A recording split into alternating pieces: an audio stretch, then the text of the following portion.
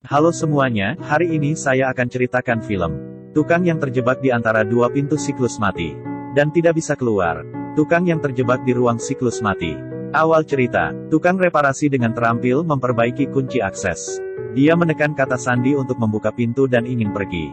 Tapi begitu dia keluar, dirinya kembali muncul dari pintu belakang. Ini adalah tampilan yang persis sama. Kemudian dia berhenti di sini dan mencari tahu apa masalahnya. Dia berbalik dan pergi melalui pintu belakang. Ini aneh untuk melihat diri sendiri lagi. Dia menutup mulutnya dan tidak percaya dengan semua ini. Dia mengulang menekan kata sandi lagi, dan itu masih terjadi. Pintu depan dan belakang akan muncul diri sendiri. Ini sedikit aneh, apakah ada masalah dengan pintu? Dia menggunakan tas untuk menahan pintu. Dia pikir jika dia berlari dengan cepat maka bisa keluar. Kemudian dia mulai berlari dengan cepat.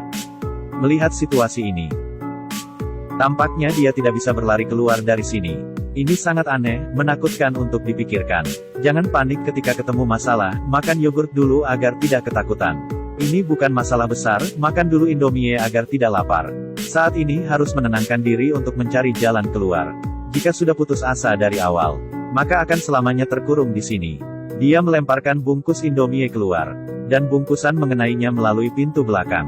Dia terjebak dalam ruang siklus mati ini, dan tidak bisa menelepon polisi ataupun memanggil seseorang.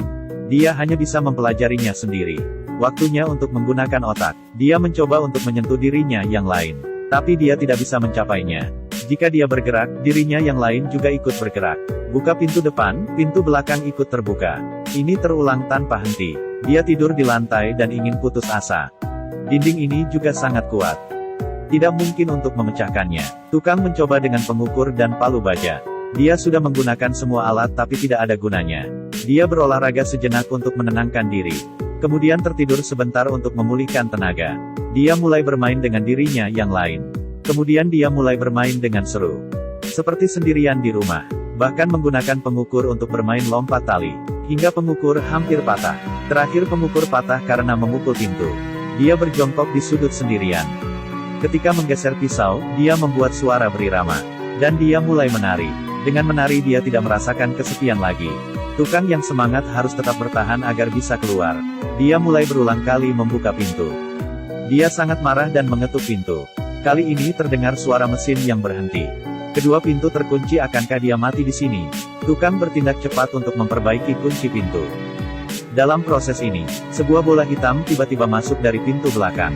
Kemudian bola pergi lagi. Sesudah tukang memasang alur listrik, sebuah cahaya berenergi tinggi tiba-tiba muncul di dinding, dan mengeluarkan suara ledakan. Tegangan yang sangat tinggi hampir membutakan matanya.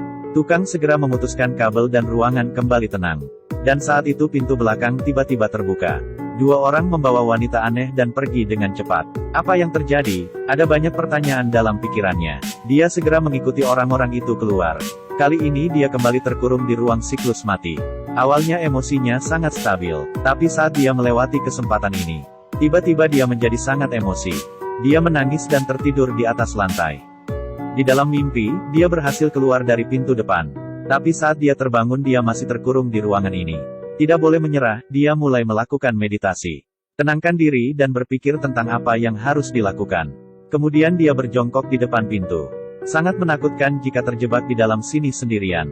Jika ada buku atau handphone, setidaknya tidak membuatnya putus asa. Kapan tukang ini bisa keluar? Semuanya dikarenakan memperbaiki kunci. Dia mulai sibuk lagi. Dari dalam ruang terdengar suara yang aneh. Kemudian pintu tiba-tiba terbuka. Sejumlah makhluk tak terlihat berjalan masuk. Tukang itu bersembunyi di belakang pintu dan berhasil selamat. Sebagai tukang, dia memutuskan untuk memperbaiki kunci. Tak disangka dirinya yang lain muncul dari belakang pintu.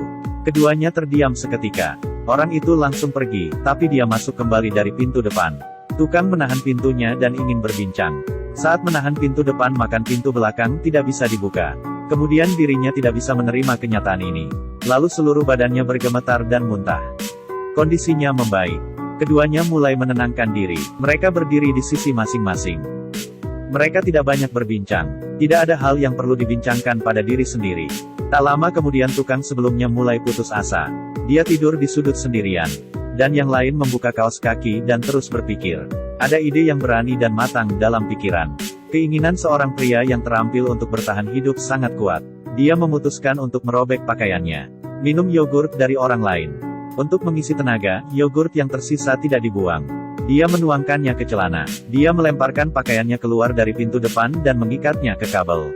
Tangan kanan menarik pakaian di pintu belakang. Langkah demi langkah di tepi kematian.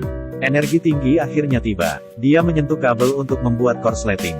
Dia menyentrum kedua orang hingga pingsan dan menghentikan siklus ini. Tidak lama kemudian, ketika dirinya yang lain terbangun, melihat semua di depannya, dia berteriak minta tolong. Dia tidak melihat cahaya dari pintu depan. Dia pergi ke pintu belakang yang gelap.